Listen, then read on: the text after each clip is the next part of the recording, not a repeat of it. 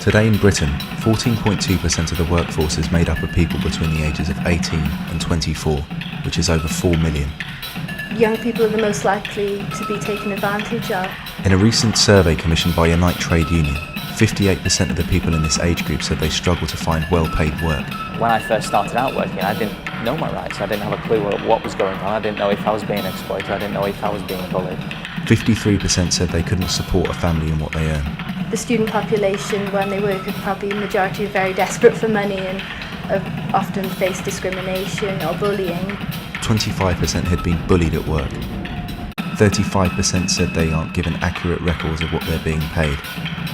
22% said they worked in an unsafe environment, and 27% had had pay docked when they were sick. Now, these figures have a lot to do with the fact that in modern Britain, only 25% of young workers are members of a trade union. We've had lots of cases where a lot of young people have been bullied, have been victimised purely because of their age, purely because people have thought, well, the young, they're the ones that can do the odd jobs within the workplace. And it's something that is not fair, it's not right, and it shouldn't happen. This film is to show you what trade unions are and how being a member can improve your life.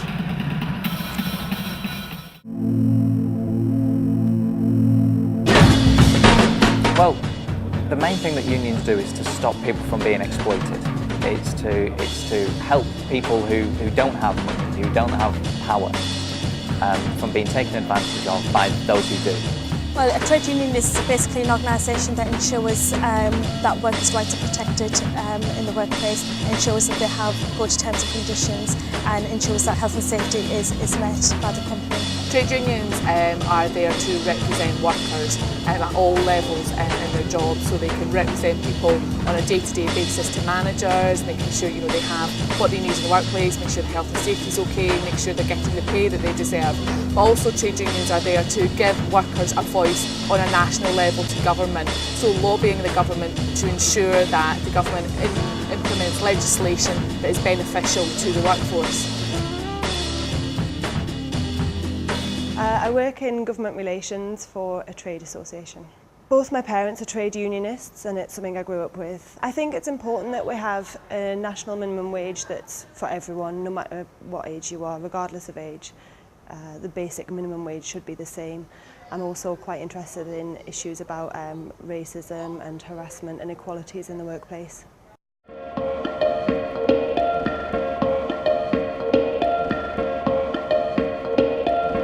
The first trade unions were formed during Britain's Industrial Revolution in the late 18th and the beginning of the 19th centuries.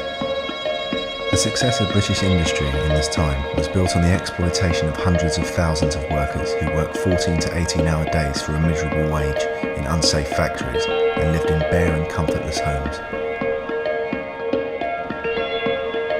Workers realised they could only fight their ruthless employers by banding together and demanding change.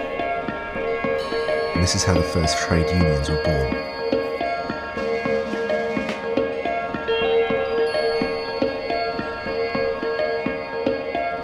Despite massive resistance from government, heads of industry and their employers, more and more workers became unionised in an attempt to gain better working conditions and wages.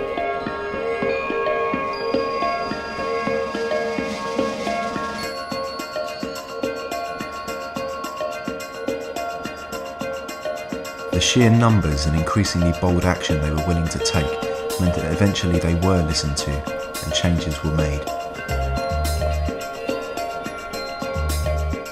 I trained to be an electrician. I'm an apprentice. So as soon as I got out of school, I wanted to become an electrician, so I got into apprenticeship and joined with JTL, the training provider. I was having some difficulties at work with the company I was with first. I'm now with a different company now. I was working with a company called they're Master Alarms. They're based around Luton, and I was with them for about 9 months or so, and a bit of an unfair dismissal, I thought, and I got in touch with the union, and they helped me to solve the problems there, and eventually I moved on to EditQuest. The people in this film are all members or employees of the trade union Unite. It's based in London, and with 2 million members and several hundred employees, it's the largest and therefore most powerful trade union in Europe. It represents employees from all sectors of industry and has huge political influence. Chances are you know at least one person who's a member. Unite fights for workers' rights as a whole, as well as representing people individually if they run into trouble. Now, the bad experiences many young people have had at work is something that concerns Unite, and is something they're trying to change.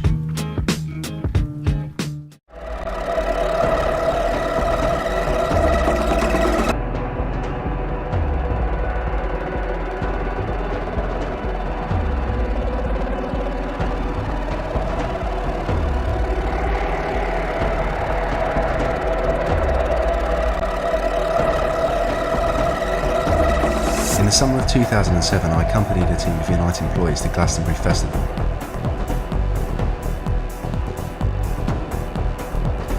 They set up a base next to the politically orientated left field stage.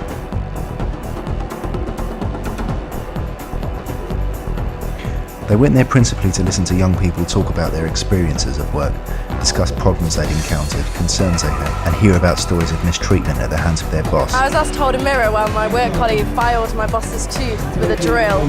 And explain the kind of advice or legal support a trade union can provide in those circumstances. And they wanted to raise awareness on some of the ongoing campaigns that they run and support.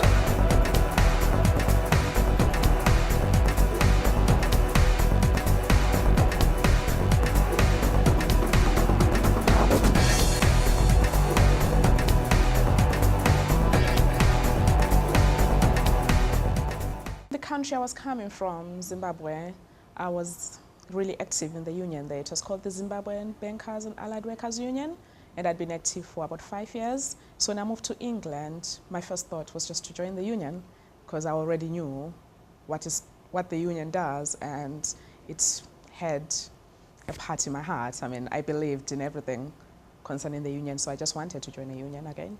Dignity at work, making sure that I can have my voice heard, knowing that anything happens, I can be represented, and knowing that through the union I get to know my rights and the things that they do helping out in the international community.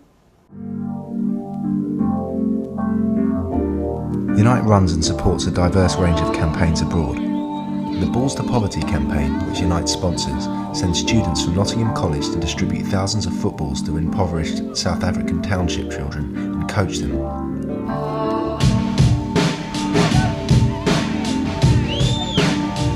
The project is in its third year and has been such a success it has been expanded to rugby.